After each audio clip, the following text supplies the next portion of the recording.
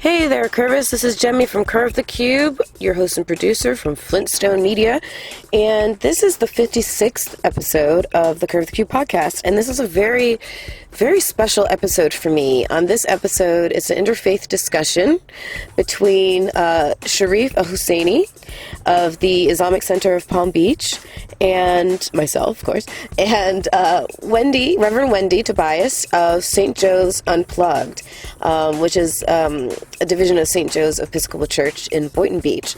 And I really wanted to have this discussion today because what we gathered around the table to do was to talk about how our faiths have more in common than we do in difference, to allay a lot of the fear and negative sentiment that seems to be growing and growing around in our country in particular, towards Muslim people and the Islamic faith.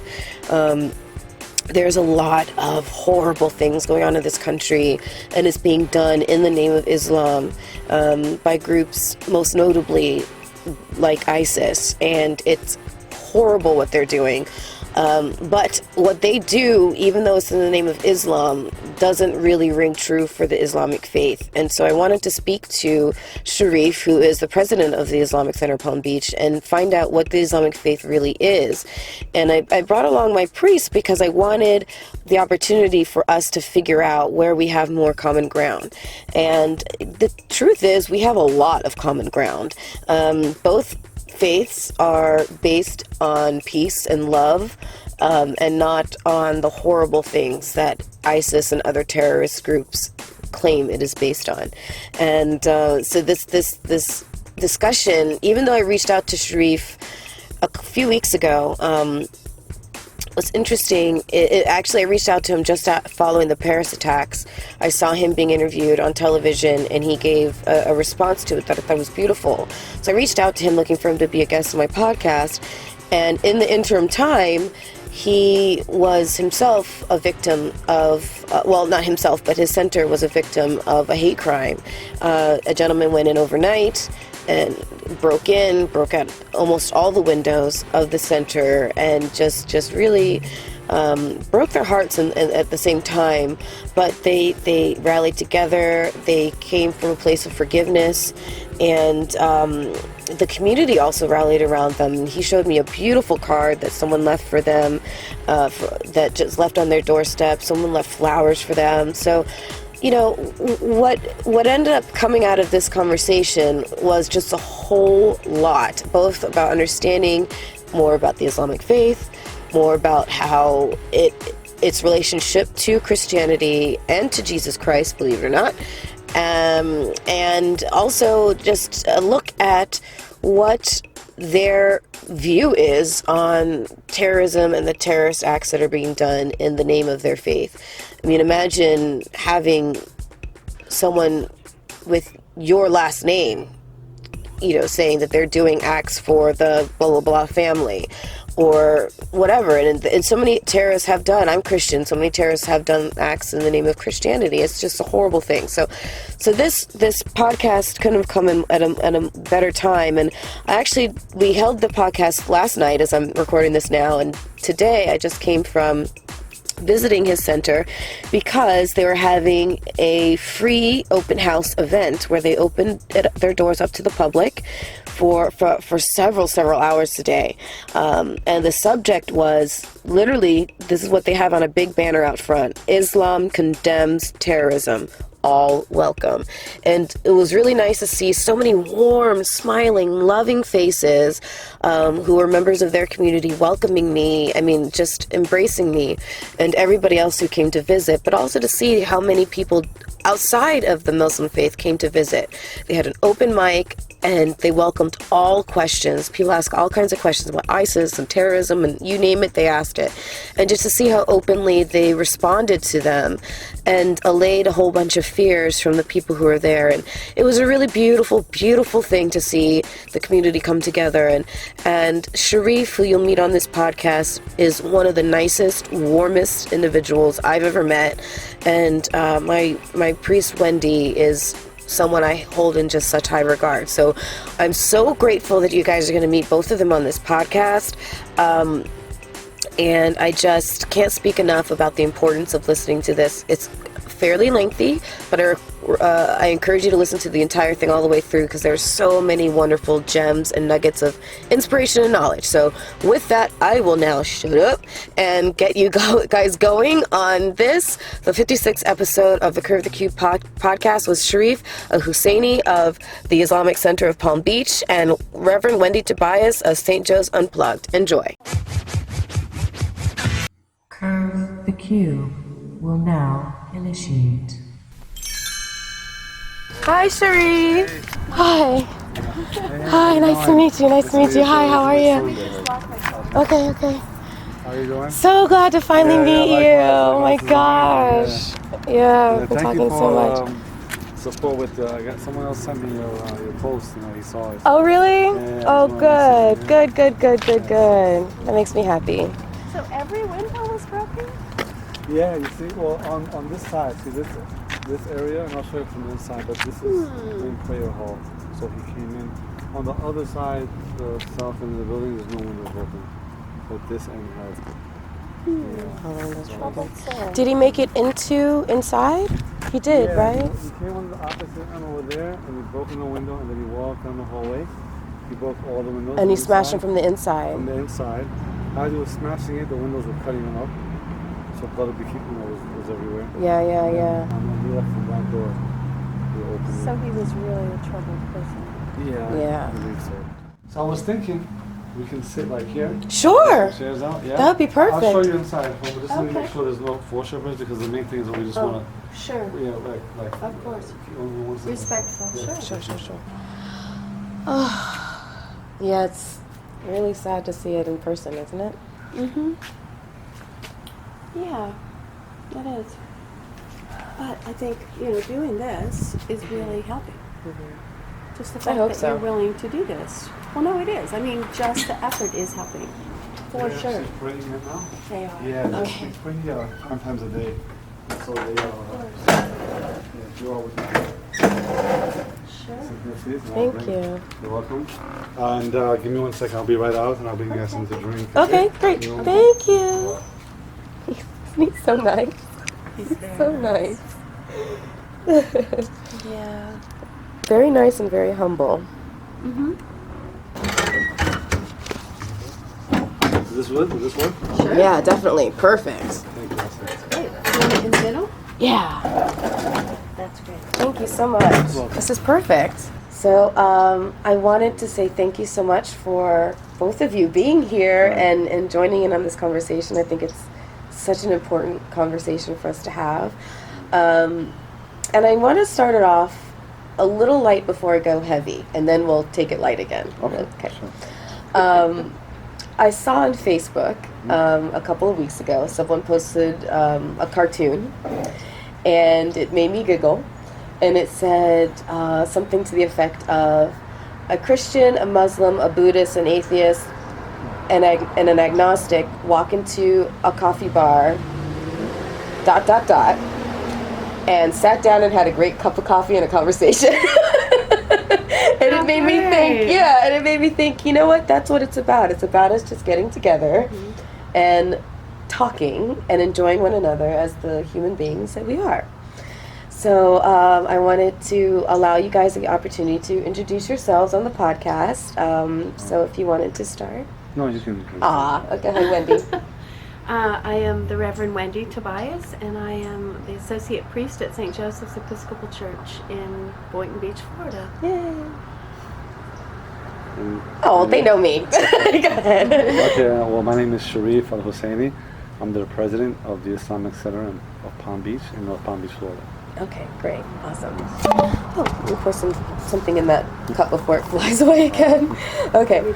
Right. So I wanted to start with, because when I first contacted you to talk, I had a certain thing in mind, and I wanted to just talk about Islam and really get people to understand better what the faith was, and that we have more in common than we do in difference. And then a whole lot of other stuff has happened since the time that we first spoke. We're sitting now out front of your center, and behind me are a lot of broken windows. You've been the target of vandalization. And so it made me think, you know what, I need to touch upon the fear that exists, unfortunately, right now towards Muslims. And I think the best way to do that, to start, is to talk about some facts. Okay? So, the Islamic faith is the second largest faith in the world, behind Christianity. Okay? According to the Pew Research Center, which is one of the most lauded, well-respected research centers in the world, there are approximately 1.6 billion Muslims in the world. Okay? Now, it's hard to put an exact quantifier on what qualifies someone as being quote-unquote extremist, but they estimate it's about roughly 100,000.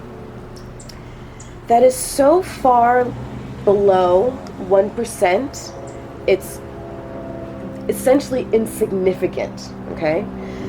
And the numbers for any religion are going to play around that line. So I wanted to make sure that was clear. The second point I wanted to make sure was clear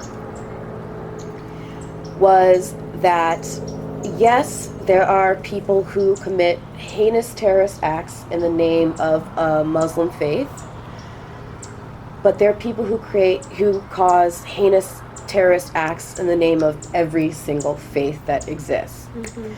So just to put it out there on because some people like to put blinders on to anything that isn't committed by a Muslim and focus in on only the acts committed by somebody who claims to be a Muslim, right? So, just to run down a few that were not committed by Muslims, or people in the name of the Muslim faith, I'll say. April 19th, 1995, Timothy McVeigh, he murdered 168 people and injured over 600 more in the Oklahoma City bombing. July 20th, 2012, James Holmes killed 12 and injured 70 during a midnight screening of The Dark Knight in Aurora, Colorado. August 5th, 2012, Wade Michael Page, a white supremacist, murdered 6 people at the Sikh temple in Oak Creek, Wisconsin. December 12th, 2012, Adam Lanza murdered 20 children and 6 staff members at Sandy Hook Elementary School in Newtown, Connecticut. June 17th, 2015, Dylan Storm Roof murdered 9 at historically black Emmanuel AME Church in Charleston, South Carolina, including a pastor and a state senator. Plus, there have been countless hate crimes and attacks on innocent Muslims in the wake of all of this fear. And when I think about that list, and that's just a small sampling, what I couldn't help but think is whether we label these based on biases as mass shootings or as terrorist acts, the results are always the same. Innocent lives are lost, and the rest of us are left in terror. Terrorism in the name of Christianity has also been bad. You're talking about they've used Christianity to support slavery. It was used to support the Crusades. It's used to support attacks on various Planned Parenthood facilities. The KKK, yes, the KKK enlists it as their reasoning for doing what they do. So the bottom line, people, is that people cause heinous things in this world, and they put themselves out there and justify their actions falsely based on faith. Faith, whether it's Christianity, whether it's Islamic, or of any other sort, generally speaking, is based on peace and love of one another. And I believe very firmly that is just as true of the Islamic faith as it is of the Christian faith. So, with that said, I believe that terrorists are not Muslim. So I want to ask you, Sharif, what is the true Islam faith? The true Islamic faith, and especially before I begin, I just want to thank you and the Reverend for having me here. Of course. And inviting me and reaching out. It means a lot that you create this platform and this window into, hopefully, that people can look through and see what Islam is really about. Mm-hmm. So, to answer your question, Islam is a monotheistic religion. It is based upon monotheism. That is to worship God alone, without any partners, without any associates, without any saints, without going through any of creation. Because it believes that the only one that deserves any type of worship is only the one that created you and everything else. And since there isn't anyone or anything else that has created even the most smallest thing, then no one else deserves worship. So this is the call of Islam to humanity. It also calls to the belief in angels. And these angels, they have different roles. But one of the angels we know, his name was Gabriel, peace be upon him, he would give the books that were sent down to the messengers. So we believe in these angels that brought books like the Psalms of David, like the Torah of Moses, like these Psalms of Jesus. And yes, Muslims do believe in Jesus, born of the Immaculate Conception from the Virgin Mary. He is a mighty prophet of ours. And he also gave the Quran, so it was the Injil, we call it the Injil. This is the book, the scripture that was given to Jesus, and along with his disciples, as all prophets used to have disciples that would stand with them, and they were the best of people after the prophets and messengers. And we believe in the Quran, so that was sent to Prophet Muhammad, who came about 600 years after Jesus, peace be upon them all. So those are some of the books that we believe in that were sent, that were given by the angels. And we also believe in other prophets that were sent, like Noah, like Abraham, like Solomon, like Joseph, like Jonah, like Lot, all the way to Adam. And these prophets, Islam considers them all to be brothers. Yes, they had different mothers, but they are brothers because their religion was one. They called humanity to the same thing. They never brought different religions. Religions never came to divide the people in that sense, but rather the people have divided their religions. Rather, prophets and messengers were sent with the same call, and that is to worship your Lord who created you alone. You have no other God to worship but Him. And this is the focal point of the religion, is calling to this call of the prophets and messengers, before any other call.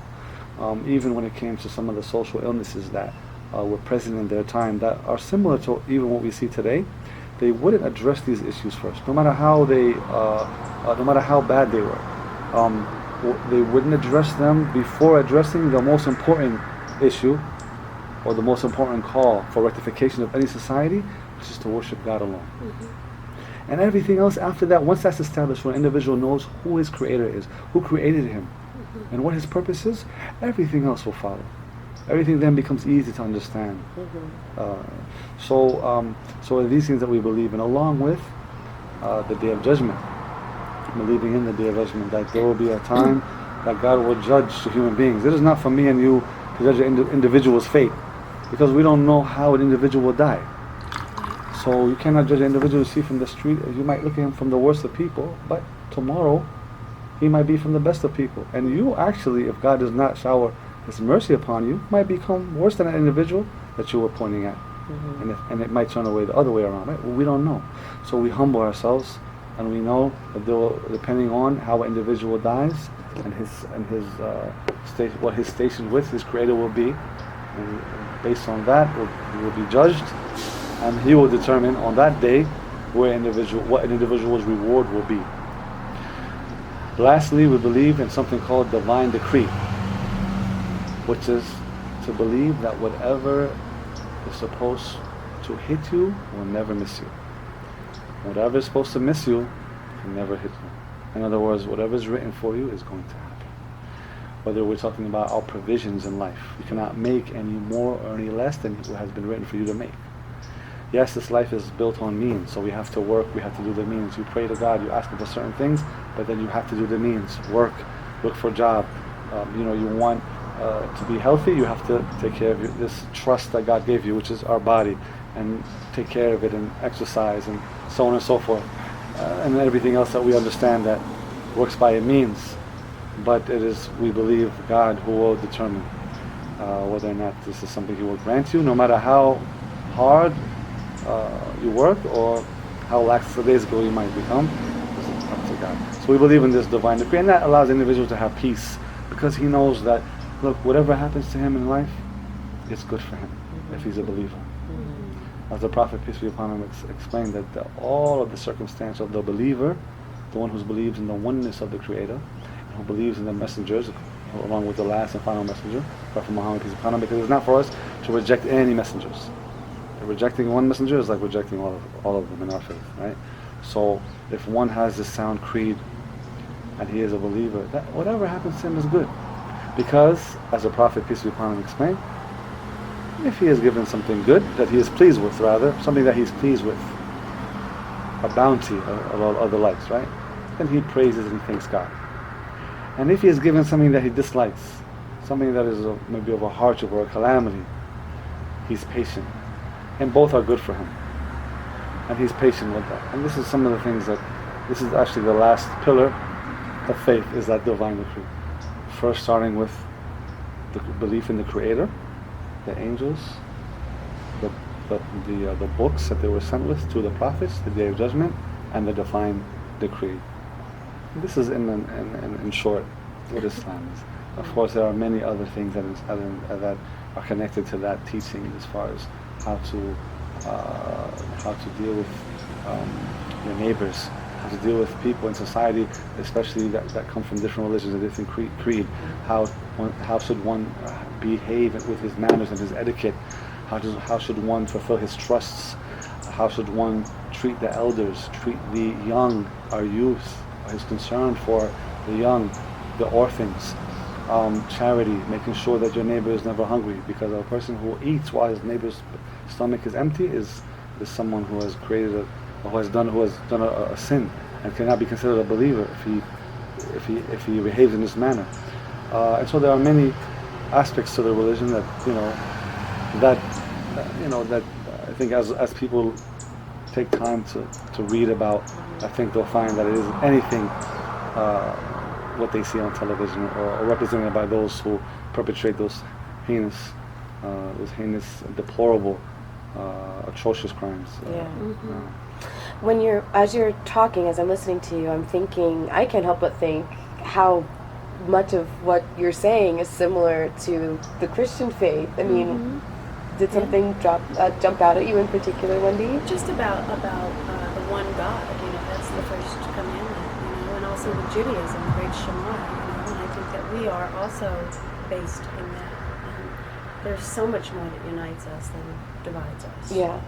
Always. Yeah, absolutely. I mean, I know, Judaism is based on the Old Testament, and then the Christianity kind of envelops it with the New Testament. And from what you're explaining, it sounds like then there's another level of envelopment that the Islamic faith has accepted and grown from. So we all go from the same roots. Well, the Abrahamic faiths, people of the book, as it's called. Yeah, and I don't think that enough people understand that or know that. And I've heard that before, but it's really interesting to hear you. You're explaining your faith, and it's almost like, what's the difference? There's definite difference, but there's so much in common. It's really incredible. Yeah. When it comes to the idea of peace, where is that rooted in the Islamic faith? Well, peace is very important. Actually, you'll find a verse in the Quran where God mentions peace before the bounties that He has bestowed on people that they enjoy. Because without peace, you cannot even enjoy the beautiful bounties that God gives. So peace is very important in our religion. In fact, the word itself, Islam, comes from the root word salam, which means peace. Oh, yeah. Muslims greet each other. Like shalom. Right. Muslims hi and bye is actually peace be upon you. Assalamu alaikum. Assalamu alaikum. And Exactly. malaikum And wa alaikum assalam. Yeah. So when a Muslim got greets another, it's good. It's Very good. good. So this greeting of peace is a tradition with the prophets and their disciples, and it's a supplication actually, because we believe that peace comes from God. So you supplicate. When you say peace be upon you, that's a supplication, and i.e. that God bestows peace upon you. And then the response from the individual is just reciprocated, where he says, and may peace be upon you. And we do that and sorry to interrupt Sure. you, but we do that in the middle of our Eucharist. Every week we say, the peace of Christ, and then someone else says, the peace of the Lord be with you. So it's that same acknowledgement. Right. Absolutely. Absolutely. Mhm. So, you touched upon it earlier, but if you could explain a little bit more the relationship between Jesus Christ and the Islamic faith. Sure. Well, we believe that, as I said before, Jesus was born without a father. He just had a mother. So as Muslims, it's very easy to believe in, because we believe Adam, he didn't have a father or a mother. Or rather, he was created by God without. Because for God, this is something easy. He says, "Be," and it is. That's right. And so we believe when the Archangel Gabriel came to give the message to Mary and inform her of a son, when she was taken by that because she knew she was a virgin, no man had ever touched her, Gabriel communicated to her by saying that when God ordains a matter, it is simply be, and it is. It is. So like that, we believe that Jesus was born from one of the most righteous women that ever walked the earth, as we have a different women that Islam recognizes, and because of their example and their righteousness of what they have done, that Muslims all over the world, just as a side note, actually learn so much, a great deal from. And actually, if you ever heard of the pilgrimage to Mecca. Yes. We do pilgrimage Say that to again? different sites in the world. We do pilgrimages. Oh, okay. Yes. Well, we have one that's To once a Mecca, year, I'm the aware. Hajj, right? And in Mecca, a great part of that is actually going to what is called the Kaaba. It's like a black cube, right? This would That's be- where that accident happened recently, right? Yes. Was there Yes, there was, because of reconstruction there. And we believe that this building was actually, this house of worship was built by Abraham and his son. They built it, and it's been maintained since until now. Wow. So that Kaaba, once we leave, there is a ritual that we do around it. Once we finish there, what takes longer is what is called Safa and Marwa.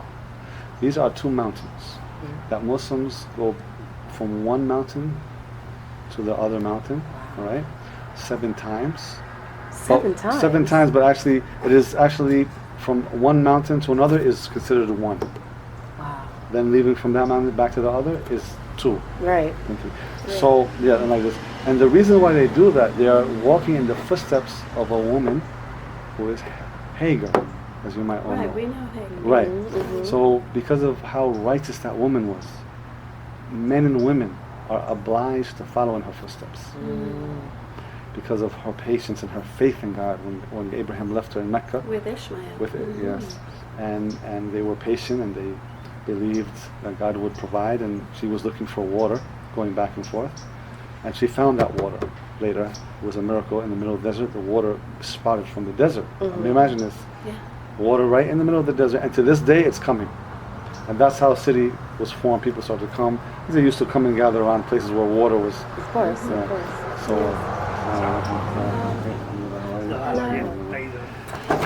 So, back to Jesus, though.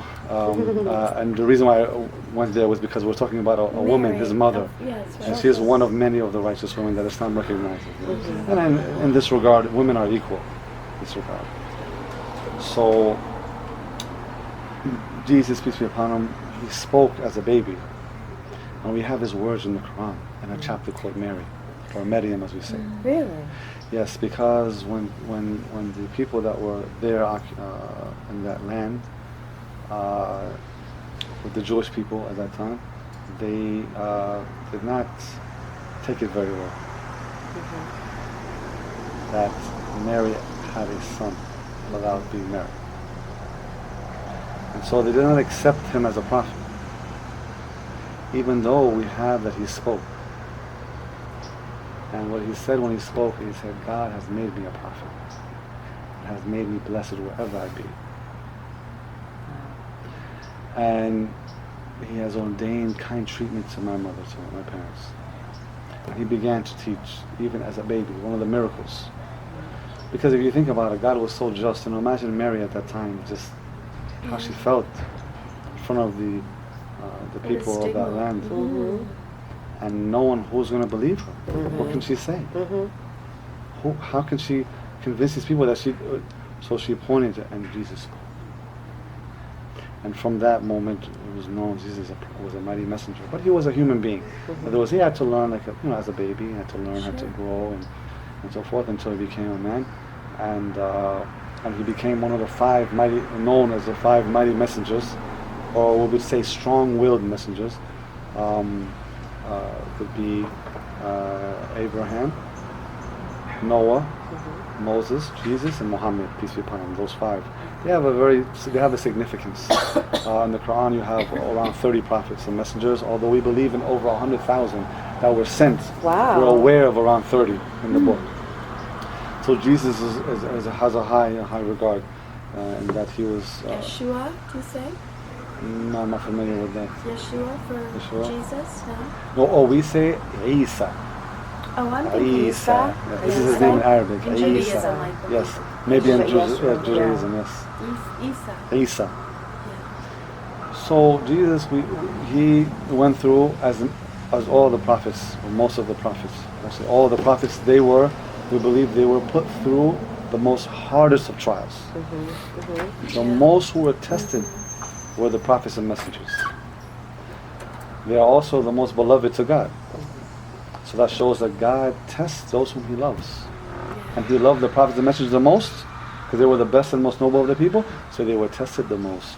And Jesus was of those which I'm familiar with. He was tested and tried, and so were his disciples. As with every prophet, in Islam we put a great emphasis on the disciples of the prophets, because those were the ones that had the correct understanding of the religion. So for us, we follow the disciples' understanding and application, and that keeps us away, or should rather keep us away from sectarianism. Because now if two people disagree on a verse in the Quran or a statement, narration of a prophetic tradition, instead of arguing and each one picking his own interpretation, we look at what was the interpretation of the disciples. And then we base our interpretation on their interpretation. Because they were the ones that were there when the revelation was ascending. They were the ones that the Prophet approved their understanding. And so this is something that has been preserved and kept and is highly regarded in our religion, along with the Quran and the prophetic tradition as being the two revelations. We also have the life and example and application and methodology of the disciples. In order to take away argumentation and separation, disunity between people's understanding. We live in our understanding to the disciples' understanding. And that should keep us united if we follow it. Unfortunately, there are many sects and people who have chosen, because human beings are like that. Right. We just want to do our own thing, you know. Definitely. And so that's what happened, and we get so many. And these are all types of extremism, because if you look at it, if you create a sect and you branch and you want to add or change or rearrange, in essence what you're saying is, I'm not satisfied with what God has revealed. I need more, or I want to add, or I want... So these are the things that happen over time. And this is what we believe happened to many, unfortunately, with many of the messages, because of people changing and adding. Jesus, we believe that he died. Actually, I should actually correct myself. He was taken up by God. I shouldn't say that he died. He was taken up by God to God. And he will be sent back, we believe. Towards the end of times. But we believe his message is complete. So his message is complete. We believe those. It is finished. It is finished. Yes. We believe because of the word Muslim. The word Muslim means one who submits his will to the will of God. Okay, submits his will to the will of God. The very name itself is not connected to a human being. It's not connected to a time or a place in history, a time in history or a place, but rather it's connected to the creator of the heavens and earth. So we believe in that regard. All prophets, the disciples were Muslim because they were those who submitted their will Surrendered, yeah. exactly to Interesting. God, while they worshipped Him alone without any partners, and they used to abstain from polytheism. This is the meaning of Islam. This is what a Muslim, in definition, actually, as a verb, really, if you look at it, because Islam and Muslim mean pretty much the same thing. Islam means one who surrenders his will to the will of God, worshipping Him through monotheism, abstaining from any polytheism. And a Muslim is one who does that. Right. Yeah. Okay, so we believe that he completed his message. Okay, and those who were with him, that died, his disciples, and that believed in Jesus' message, are Muslim, and they died upon the truth, and they died upon that which God was pleased with, and they will be in heaven. And it's same for the Prophet Muhammad, peace be upon him. Same for Abraham, those who believed in him, Noah, those who believed. And you had those who didn't believe. Those who didn't believe God were drowned. I believe you have the same story, right? Similar. Those who believe, and that he came with a message. Those who believed, they were saved. They were on the ark, correct? And those who did not believe, Perished. right? And this is the nature of truth, is that it does separate between those who accept it and those who don't. Like, go ahead. Oh, I was just curious to. Yeah. So you've given a beautiful explanation of how Jesus. Maybe a little fits too into- wordy, I'm No. sorry. It's been great. Can you provide an explanation of Muhammad as well? Because I feel like a lot of people are very confused about who he was and who he is in your faith. Yes. Well, Prophet Muhammad, he was born in the Arabian Peninsula about 600 years after Jesus, peace be upon him. He was born an orphan. His father died before he was born. Mother died shortly after he was born. And he was raised by his uncles. And he became very well known in his region. And they gave him a name called the Trustworthy. And if you look at the life of prophets, they were always from the most righteous people. They would never live, for example, a life of sin and then come around. They were always from birth, from the most, look into any body, the most noblest of people. Those were the ones that God chooses to be prophets and messengers. So you look at his history, it's the same way. He was known as Al-Amin, trustworthy. He was a type, just to give you an example, if you were to give him $100, let's just say, even though that, just as an example, of course they had different currency back then. But let's say you were to give the Prophet, peace be upon him, $100, he's the type that if you were to come back a year later, not only would he pay you back your $100, but he'd give it to you with the same 100 that you gave him. No. This is the type of trustworthiness. To the point where other tribes, when they would argue and they would fight, he was brought as someone that would resolve and bring peace. This is how he grew. And he married, and he was a merchant. And he worked for a lady called Khadija. If you heard this name, Khadija. And she was about 15 years older than him when she finally sent someone from her family to propose to him. So this was a woman who was a businesswoman, who was well known. Proposed to Muhammad. Muhammad people, yes, because of how righteous this man. She was so moved because of how righteous. He would go to up by what is known as Sham which is by Syria, Palestine, Lebanon, Jordan, that area, he would come back always with more profit, and but he was so honest, so righteous, and that she was moved by that. And she wanted him, even though he was 25 and she was 40 years old. But she knew the virtue of this man. And the Prophet married her, and that was his first wife. And she stayed with him as his only wife until she died. And while she was with her, the Prophet, peace be upon him, he used to, before and during his time with his wife Khadija, he used to go to a cave, and he used to meditate. And what he used to meditate was in worshiping one God, because his people would worship different gods. In fact, they had some 360 different idols. Wow. That became where the Prophet Abraham built that mosque or that house of worship to worship one God. Later it became a place where 360 gods were placed. So the essence of why that house of worship was built was lost. But Muhammad, peace be upon him, and those who kept it that way, they shunned. You see, they stayed away from those things. Even though his people used to worship different gods, he never was involved in polytheism. He always used to worship one God, even before he was sent his messengership, which was when he became the age Similar of 40. to Jesus turning the tables in the synagogue when he went in, and they were using it for commerce.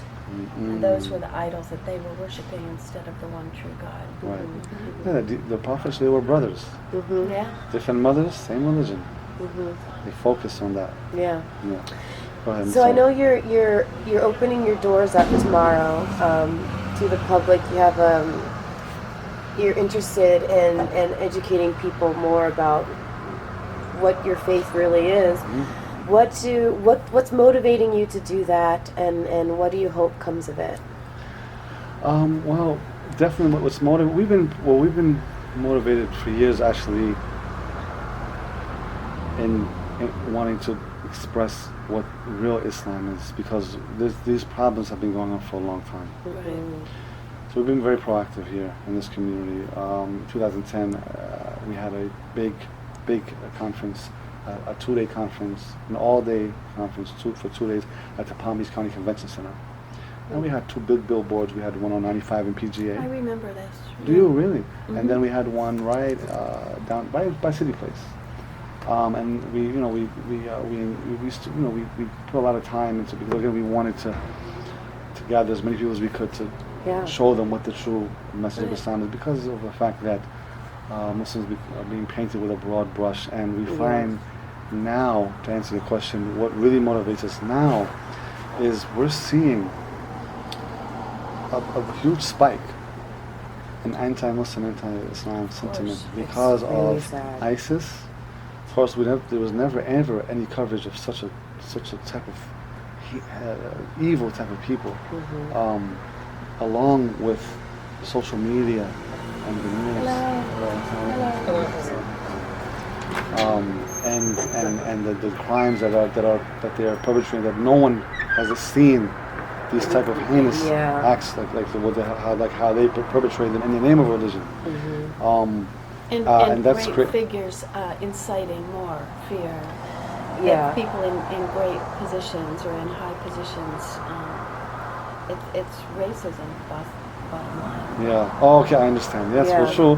But that's feeding into, for sure. Yeah, I understand. A lot of people are feeding into that fear and using it for their own gain or whatever. Sure. Well, there are always going to be people that exploit any circumstance like that to further their agenda that was there before even any of this even happened. That's right. They're just going to use, and that's the problem. But since then, and then the Paris attack, and then and then San Bernardino. So we're noticing more people are getting angry because unfortunately they don't understand, as you explained in the beginning, that there are people from many faiths that unfortunately have turned to this evil interpretation of violence and criminality, but also because there isn't that much information about Islam that people are finding out except what they see on television and what they hear and what they see that just It's scary. It paints an impression, or it gives an impression that is almost barbaric. You know, Right. this is the image that becomes painted in their mind. Right, if And that's all you see. Yeah. And then you have people that are also ignorant, Mm-hmm. that spread some vicious lies about the Prophet, peace be upon him. Mm-hmm. They say some horrible things about him, and those who, as they say, one-eyed man is king in the land of the blind. So when you have someone that's misguided already, talking to people who are even more misguided, they look at that person who's misguided as someone who's knowledgeable. Yeah. Right. They become Yeah. wowed by him. Right. They become dazzled by his speech, I even though really he's an like ignoramus. That's right. I really like that Yeah. phrase. That It- saying. It's true. Yeah. Mm-hmm. So when they talk about the Prophet, peace be upon him, a man that was so kind, who taught that to give charity, even if it's a half of a date, even if it's a smile to someone, it's charity. All of these affairs that they used to tease, that he was the type that used to walk and the kids would just grab his hand, and wherever they would pull him, he would just go. So kind, so gentle. But the image that they have of our beloved Prophet, peace be upon him, is something else. That unfortunately people who are ignorant and who have some perversion, I would say, in their hearts to say some of the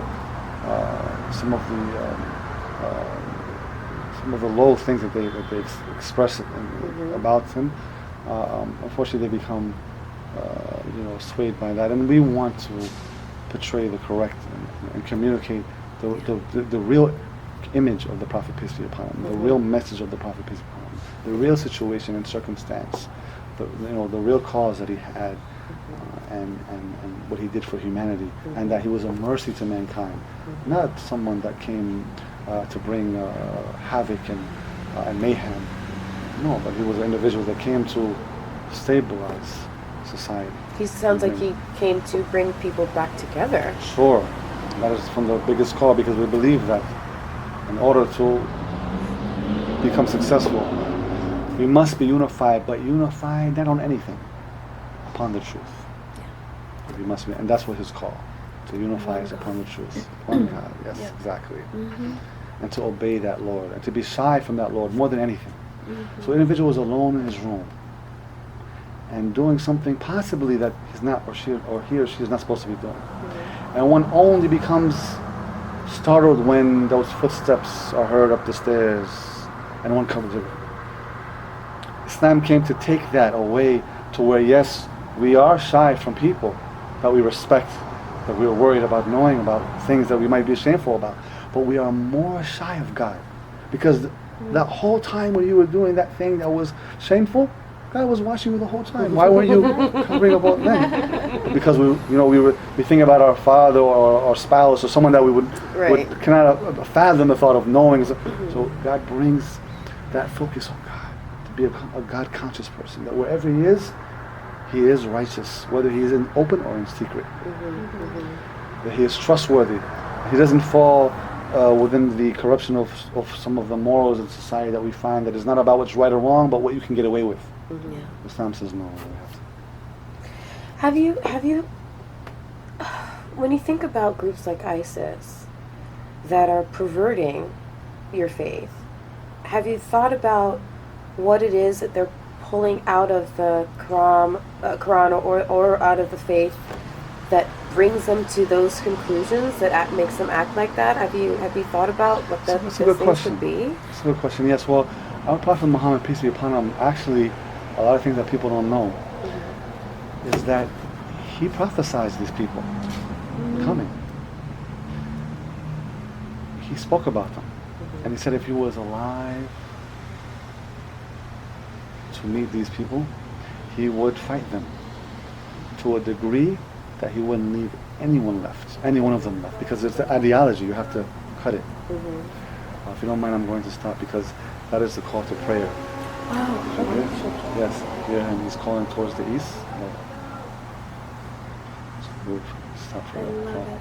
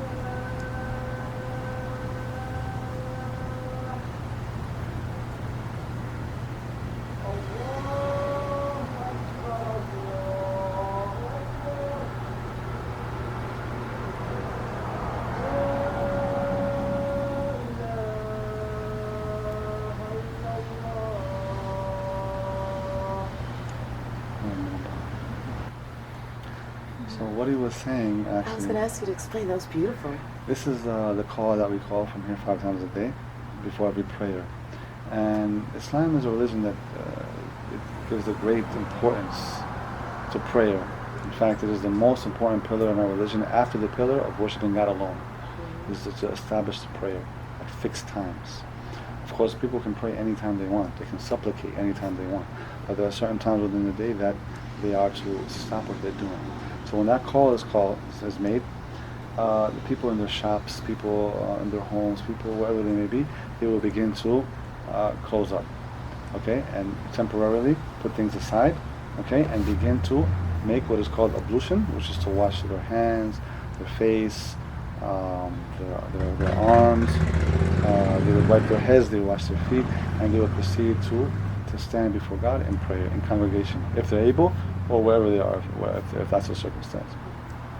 And they would, so that call, because that call, what it is saying is, the mind is saying that God is the greatest. Allahu Akbar, meaning Allah, the word Allah itself means the one God that deserves worship. That's what the word itself means, because it is God, but God in itself isn't a name. God means something that is worshipped. Yeah. Got it. So, but the name we believe is Allah, which means the God that alone that deserves worship. Yeah. So, in essence, it is our Creator who created everything. Us, me, you, and our forefathers.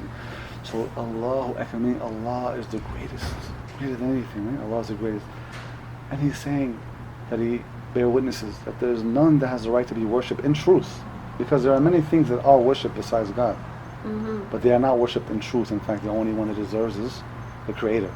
So He is saying that, proclaiming that. Ashhadu an la ilaha illallah. I bear witness that there is none that has the right to be worshipped in truth except Allah. And then He bear witness that the Prophet Muhammad, peace be upon him, is a messenger of Allah. And then He says, which signifies that when you worship God with sincerity, alone, staying away from any polytheism, that you couple that with taking the example of the Prophet Muhammad, peace upon him, and how to worship God. Because as Muslims we believe that it is not up to us to say how we should worship God, because we are just humble, weak servants of God. We cannot possibly tell God how I'm going to worship Him. But rather, God is the one that says how He should be worshipped. This is why He sent prophets. So we're saying we're not going to worship God anyway except by the instructions of the Prophet, peace be upon him, the last and final messenger. Okay? And then we call the people, Hayya ala salah, come to prayer. Then He says, Hayya ala falah, come to success. And then He repeats, God is the greatest, God is the greatest. There's none that has the right to be worshipped except Allah. That is the call. Wow. When that call is made, everybody begins to get ready. We have about 15 minutes, sometimes 20 minutes. And then there's a short version of that call that is made, which is basically saying, similar to that, except it is saying, we're about to pray now. Okay? So if you're not here yet, come. Right, this is the prayer. So that's what you have. Yeah. And what's the language? That's Arabic. It is Arabic. It's Arabic. And wherever you are in the world, you can be in China, Japan, Africa, Europe, wherever you are, it's made in that same exact way. So a Muslim is able to recognize, no matter what language he speaks, whether he knows Arabic or not, when he hears the call to prayer, he recognizes it. He knows that's the call to prayer. That's interesting. Versus if it was another language, you might say, well, what is this? You don't understand it, right? Yeah. But it's a unification of that. It's beautiful. So, in answering that call, if you don't mind, sure.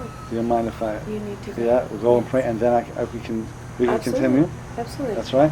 Okay. So, if I was actually explaining to you, asked me about.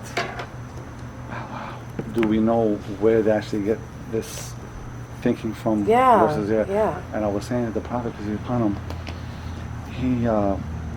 he prophesied them, and he said that there are people that will read the Quran, but it will not go past their throats. But will not what? It will not go past their throats. Oh, right. They Meaning don't, it won't understand set it. up exactly. Yes. So he described them, and he said that these people will be the worst. They are the worst murderers under the sky. And he said that if he was alive, that he would fight them, and he would not leave a single one of them left. And he expressed this in a way where he made mention of a people that God had punished, where there was none left after their punishment. No one has survived. So what he meant, the Prophet, peace be upon him, is that all of them have to be destroyed. Not one can be left, because this ideology, it comes in different names. But how Yeah. could that ever be? Say that again? How could that happen? If he were here, I guess he's saying that's what it would be. Yes, exactly. Yeah. Okay. But that's not the case. And there's a divine wisdom for that. There's a wisdom, there's a reason. Why does evil exist? What is good? There is a reason. So it was meant that these people would exist. We would fight them continuously. And every generation sees them. Our generation, we're seeing them now in forms of ISIS, in the form of Bin Laden, Al Qaeda, Right. Boko Haram, Al Shabaab. So many different groups, and they all have different names, but the ideology is the same. Yeah. It's one ideology That's that right. carried on 1,000 years ago, from 1,000 years ago.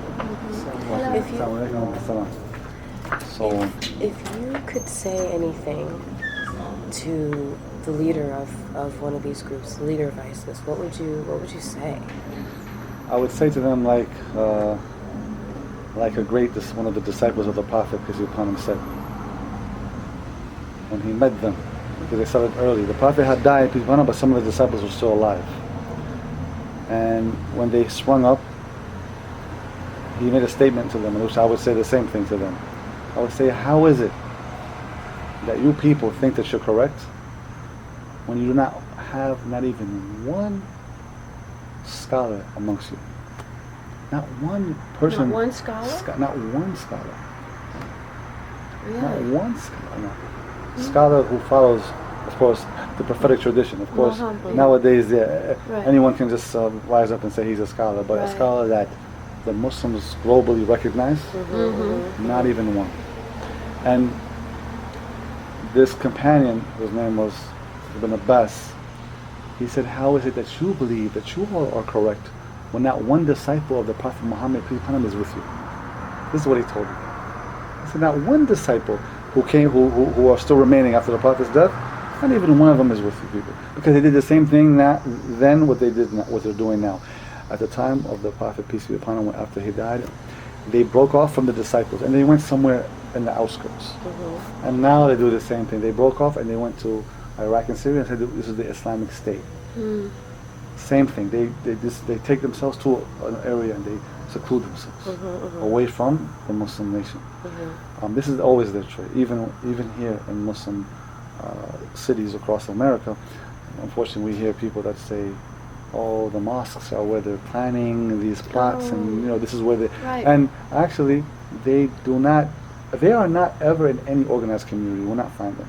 They are usually somewhere else. That's how they are, because they will be dealt with if we find out Right. someone has this radical way of thinking. Yeah. And because they are radical Muslims, but there is no such thing as radical Islam. I just want to make that clear for the listeners that there's nothing called radical Islam, although you hear that.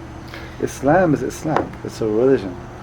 Though there are radicalized Muslims, there are Muslims who have become radicalized, but the religion is never radicalized. The religion is sound and So just to clarify, if you are what you're saying, a radicalized Muslim, correct. in my view, from what little I know, I wouldn't consider them Muslim. Once they're radicalized, they're not following your teachings. Oh, right. So it seems to me that they are like someone who professes to be in the KKK as a Christian. Right. They are not Christians. There are some from our scholars who have that opinion, and it's a valid opinion from that they are not Muslim. Yeah. Because these are labeled at the end of the day, or we call, because That's right. the thing That's is, right. because look, the way Islam views sin, whether it's the most heinous sin, which is to worship other than God, to apply partners to God, this to us is the worst sin an individual can do. Then you have the most abhorrent sins that come after, like murder, like fornication and adultery, and all these things that you're from, stealing and lying, all these sins that are from the most greatest of sins, right? Those sins, we don't say you're not a Muslim because you do a sin. So if I see a Muslim down here, so murder and criminality, those are sins.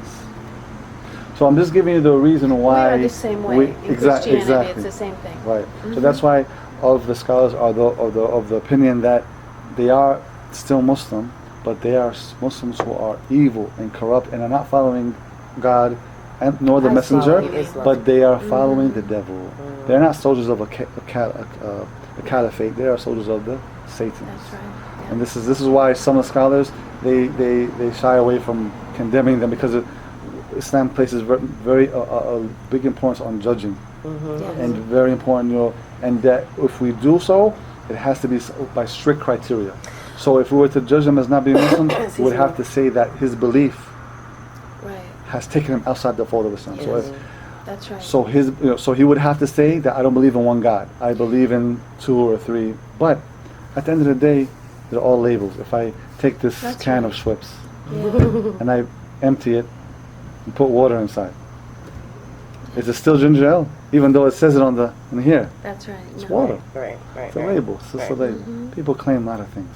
They claim to be Muslim, but what they're following, as we find Yeah. these criminals following, is something other than Islam, something other than That's exactly the prophetic what it tradition. is. Yes. Yeah. Behavior. You mentioned, you talked about judgment for a minute there, and refraining from it.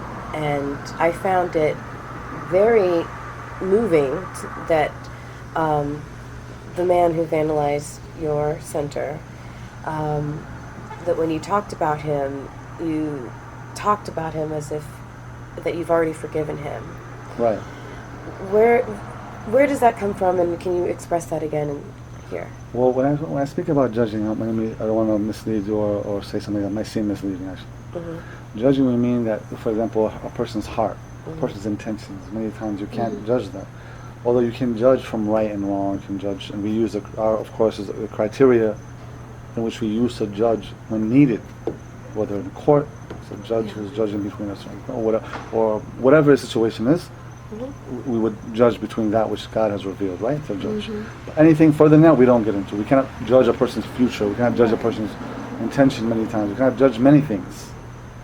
So that's just as a side note. Now, regarding the individual who perpetrated these crimes in our mosque, we forgive him because that's easy to do. Forgiveness is not because our religion has a God that we refer to as the most merciful. And if we want mercy from God, then we try to show mercy to others. But when we forgive, we have to forgive responsibly. Forgive responsibly. So it doesn't mean that he's not accountable for his actions. Right. And so that's where we stand. We're not That's sitting here with a very grudge. similar. We don't That's go to get exactly what it's revenge. like We in don't. Yeah, Christianity. exactly right. Yeah, Right. that's Yeah, right. it's the same Yes. thing. Forgive 70 times 7, but the behavior is still not okay. Right. What would you say are some of the biggest?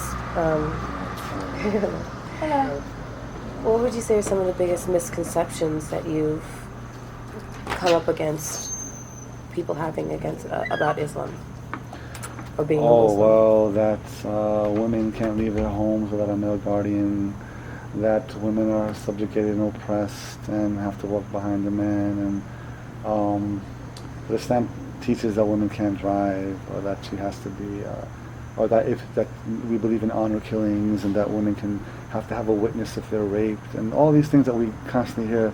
Muhammad was a warrior, all these despicable things that people say and somehow attribute. And I hear it again and again. I do too. Yeah, I have especially on heard those, those. Yeah. Sharia laws is oppressive. It doesn't doesn't hold to our values, and that's Denied. salam. Yeah. And that couldn't be farther from the truth, actually. So when someone uses the term, if I may, Go ahead. Go for it, Sharia please. law, Yeah. does Sharia law mean the law of the Quran? Well, yeah. So the Sharia is not. So they misuse it. It means they make it seem like it's some book somewhere, like there's some book called Sharia law, and you have to, Flip it's like through it you and have look to, up the law. it's What does it coming, mean? it's coming. What does Sharia Sharia just law means it means jurisprudence. Sharia means the laws that Islam governs with, okay, and also whether it be on a judicial level as far as our government, or whether it be in a person's own life, how he worships his Lord.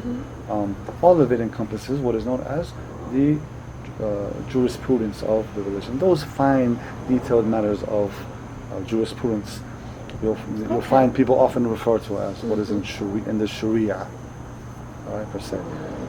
But it is not like what the people say. It is because Islam is a religion that shows an individual how to run his home, his household, how to be kind to his wife, and also shows governments how to be just and kind to his people, how to run with justice, so that a person's one right doesn't infringe on somebody else's right. So you need order in order for that not to happen. And this is something that we believe that is no one knows better except the one that created us. So that's what most of the people refer to Sharia as, and actually that is something that has nothing to do with those misnomers that are constantly being spewed by some other people. Right. Thank you for explaining that. Yeah, actually give women jihad, right? Same with jihad. Jihad is a component from the Sharia. In other words, Sharia came to give women's rights. Gave them the right to vote. Gave them the right to choose whatever man they want to marry. Gave them the right to live and What not be gave killed. them that right? Islam, the Sharia, or the Islam, the Quran, gave them the right to choose whatever man they want to marry. That they cannot be forced into marriage. Oh. To protect the... That's a big misconception. Huge, I sure didn't know that. Yeah. If a woman is sought out for marriage, the way that is done out of respect for her is not to approach her. You would approach, say, the father or the brother, someone that represents her. Okay? And then she would be asked. There's an individual after, of course, her guardian, whoever her guardian is, would see this man, and he would judge his character.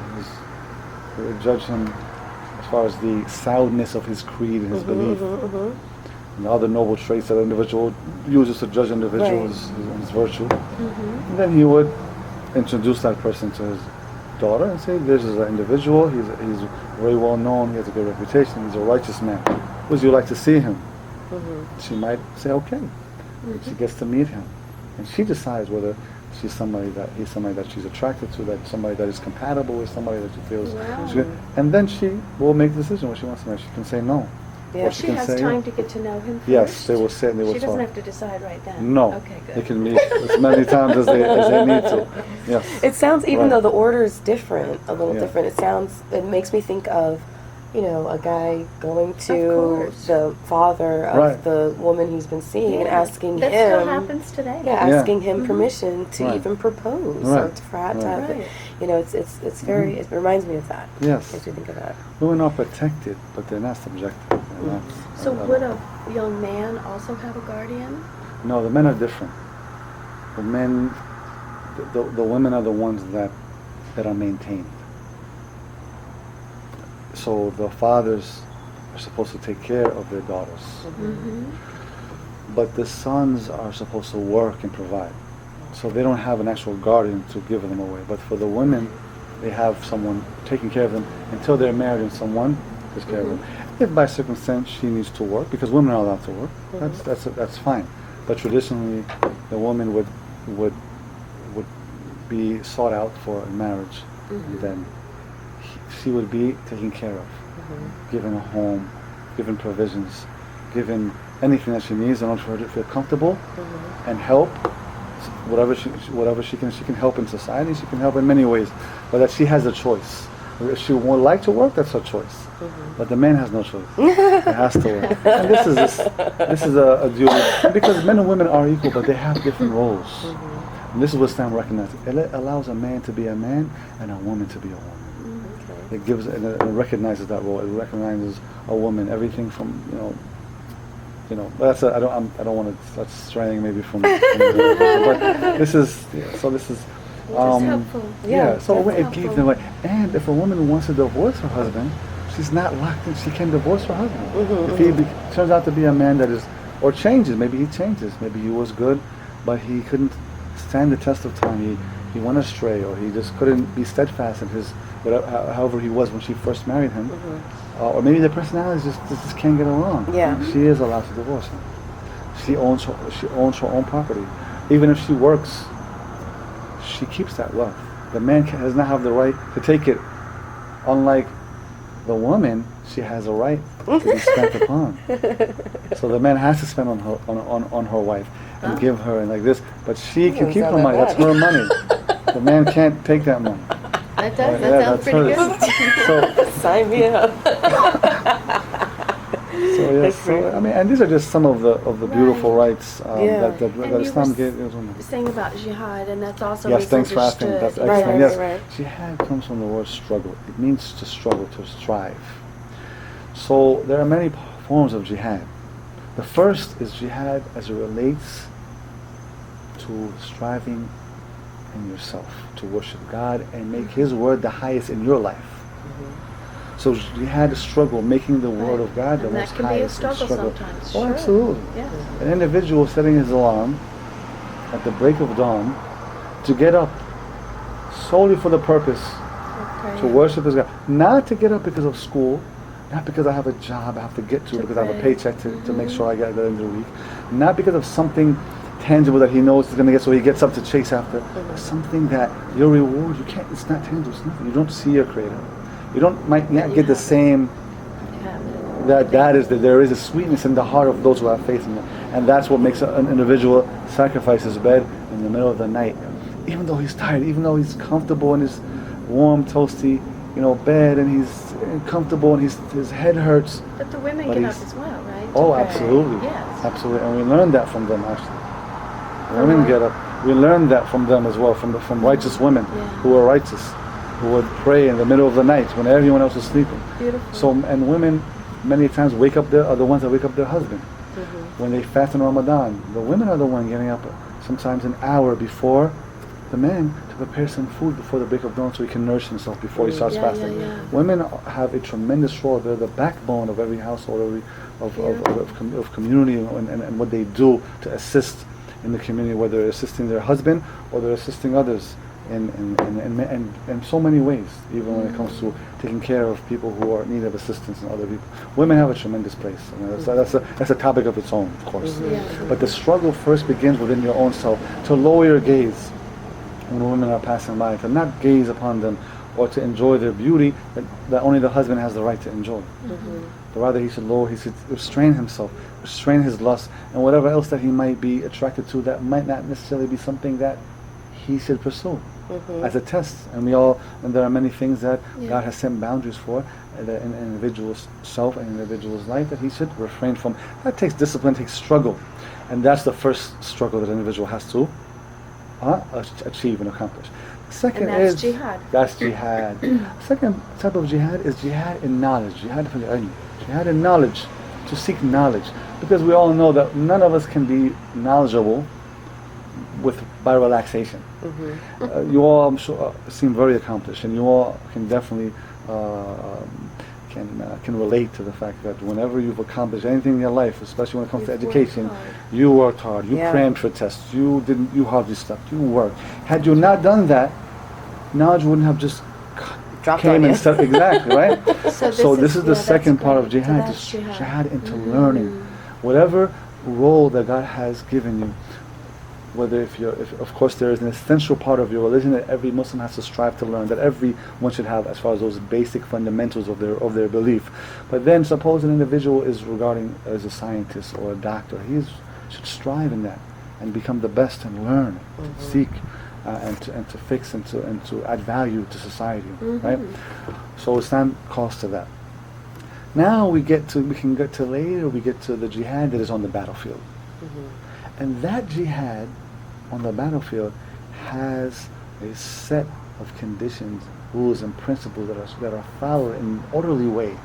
Okay, where it is an army with a leader and a commander against another army with a leader and commander, and with a declared war, combatant against combatants, and a declared war.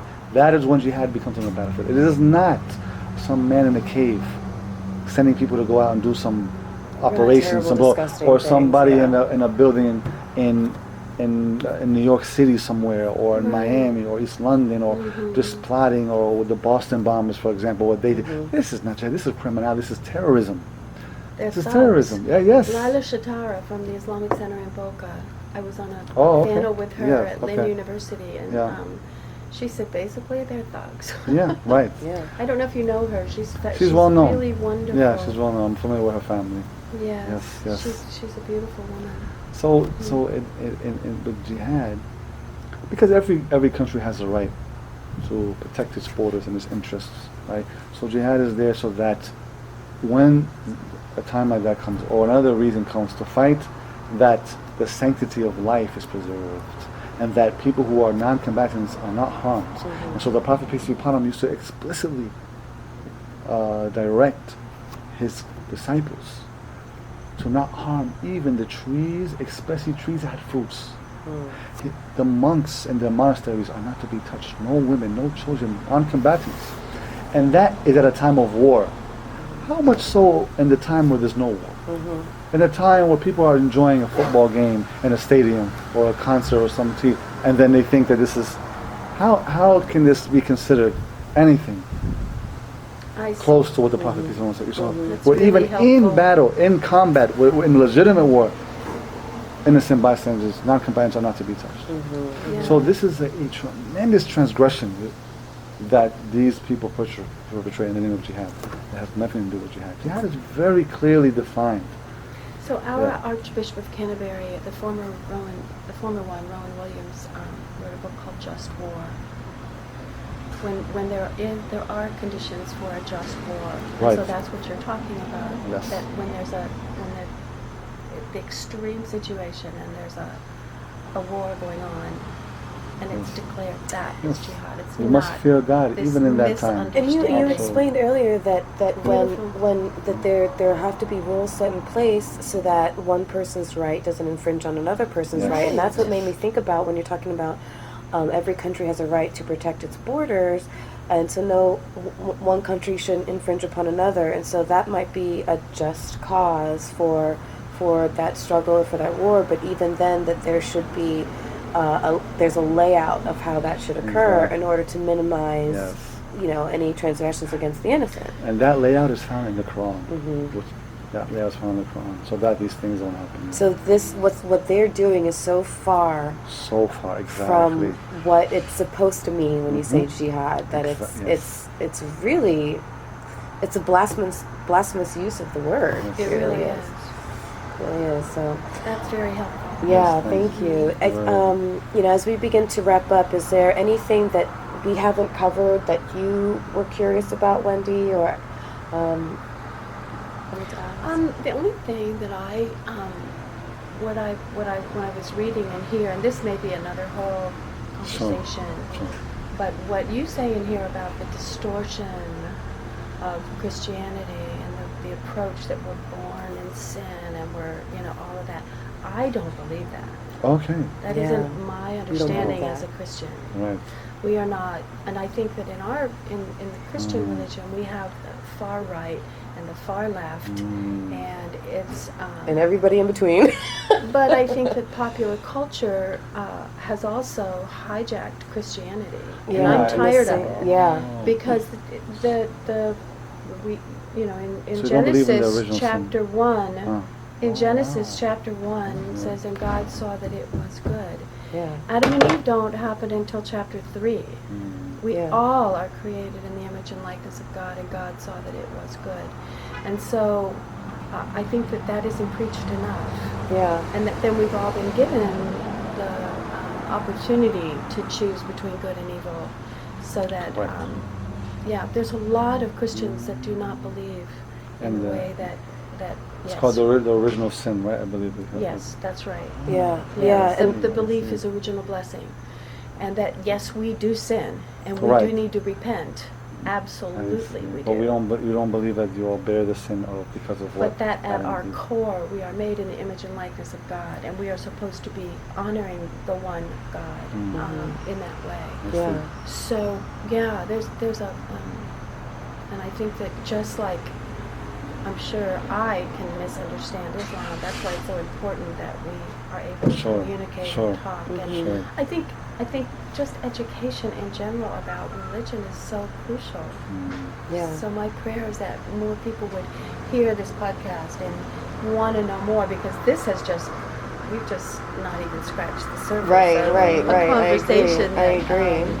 And what so when you were in there praying and we were looking through the pamphlets and everything, it really did strike me that I think Christians in however many different expanses of belief that that word falls into can misunderstand Islam as much as you can misunderstand us. Sure. And I feel like at this, you know, and it kind of, and it was interesting that I had that realization when walking into this podcast. My thought was similar, but was that people are hijacking your faith to do acts in the name of your faith. Right.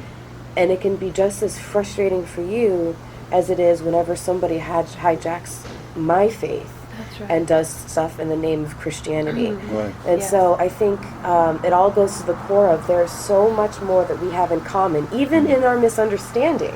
Right. Right. There's That's so much right. more that we have in common Yes. than that we have in difference. Yes. Is there anything that you feel that we haven't covered that you would like to say? Well, I'd like to introduce Abu Muhammad al-Naghrabi. Oh, yay! Sit. So grateful that you came. Sit, Thank you. sit. So wonderful. Hello. Great. Good timing. This is the Imam you were speaking From about. Georgia. Yes, from Georgia. Wonderful. Yes. So great to see you. It's an honor Great to meet you. Thank you so much. Sorry, I was a little bit tired. That's okay. It's okay. Did you have a good travel from Yes, that Georgia? was good. Yes. Good. How you guys doing? Doing great. We're just kind of wrapping up our talk here, and It's been wonderful. It's very enlightening. very enlightening. Very It's helpful. been very good. Sharif's been I'm wonderful. glad you're recording it all. Yay! Because it's been great. It's been really good, really good. So thank you. I wish you nothing but good things tomorrow with your open house and your lectures. Thank you so much. Yeah, it's very exciting. So I think one thing I will close with is one tenet that I know that we as Christians go back to a lot is Matthew 7:12. It's called the Golden Rule, and I'll just read it as it's expressed how we like to send it. Everything do to others as you would have them do to you, for this is the law and the prophets. And so I think we should always come together as in an effort to understand one another, to treat each other with love and respect, to know that at the core of one another's faith is peace, and to try to explore every corner of that as much as we can. So I hope that this podcast, that your lectures tomorrow, that everything that we do in the future as we as children of God go out into the world, that we can touch others to have that understanding and openness of heart. So I thank you so much for your time. You're very welcome. Thank you Thank very you. much. Thank you for you. doing thank you. this, It's Jenny, been really, great. and for inviting me. I appreciate it very much. Yes. Oh no, ma'am. thank you all for making yourselves available. It's been great. On the contrary, I thank you all for having me again, and I appreciate the opportunity to come on your podcast and clarify some of the misconceptions that are out there regarding Islam and Muslims. Yeah. You've been great. Thank You've all you so been so much. kind and so understanding. I And appreciate you it. have, my goodness. Thank you. Thank Thank you. you. Thank you very much. Thank you. Have a good one. Okay. Thank you. You have successfully curved the cube.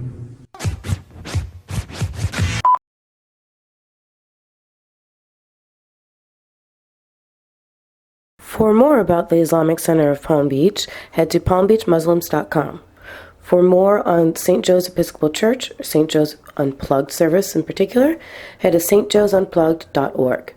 And for more about Curve the Cube, head to curvethecube.com. And be sure to look up all three entities all over social media. Thanks.